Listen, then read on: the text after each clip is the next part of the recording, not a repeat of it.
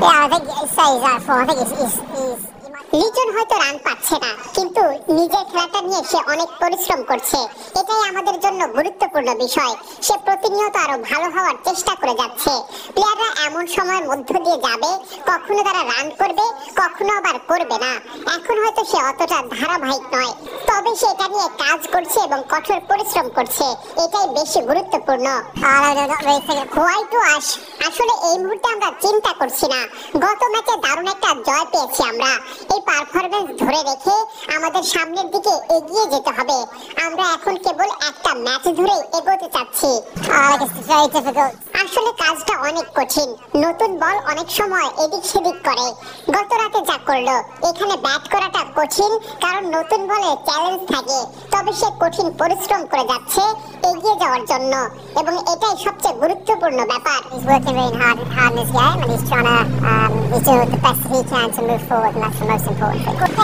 Yeah, like I think Tanzid উন্নতি করছে। সে 50 ওভারের বিশ্বকাপেও খেলেছে। সে এইচপি প্রোগ্রামের আওতায় ছিল, ফলে আমার তাকে আগে দেখার অভিজ্ঞতা আছে। সে প্রতি সপ্তাহে, প্রতি মাসে এগোচ্ছে। আগের চেয়ে ভালো সিদ্ধান্ত গ্রহণ করতে পারছে। তার এখনো উন্নতির অনেক জায়গা আছে, তবে তরুণ ক্রিকেটারদের নিজের শক্তির জায়গা প্রয়োগ করে ভালো করতে দেখার বিষয়টা দারুণ। বর্তমানে সে সঠিক পথে এগোচ্ছে।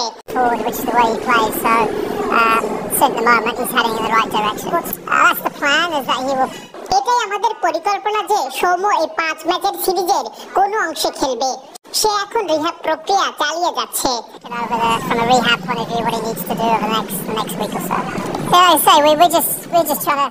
আমরা শুধু নিশ্চিত করতে চেয়েছি আমাদের শক্তির জায়গা অনুযায়ী আমরা যেন খেলতে পারি। এভাবে আমরা ক্রিকেটারদের খেলতে দেখতে চাই। আপনাকে চেষ্টা করতে হবে সঠিকভাবে মানিয়ে নিতে এবং সিদ্ধান্ত নিতে। তবে মাথায় রাখতে হবে যে কাজটা আপনি ভালো করেন, তা থেকে যেন দূরে সরে না যান। আমরা যদি আমাদের সামর্থ্য অনুযায়ী খেলতে পারি, তাহলে প্লেয়াররা নিজেদের সামর্থ্য অনুযায়ী ভালো করবে এবং আমরা ম্যাচ জিততে পারবো। এটাই গুরুত্বপূর্ণ ব্যাপার।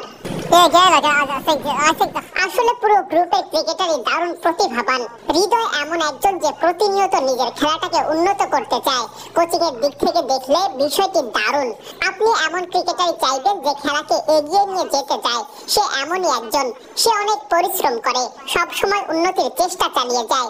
এটাই আমরা চাই প্লেয়ারদের কাছে। সবচেয়ে ভয়ডরহীন কিনা আমি তা বলবো না। ভয়ডরহীন বলতে কি বুঝিয়েছেন আমি জানি না। আসলে শর্ট খেলার ক্ষেত্রে আসলে আমরা সবাইকেই এভাবে কোচিং করাই। ইতিবাচক থাকতে বলি। ব্যাটিং, বোলিং, ফিল্ডিং এ সব সময় ইতিবাচক মানসিকতা ধরে রাখতে বলি। এভাবেই আমরা প্লেয়ারদের সাহস জুগিয়ে যাই।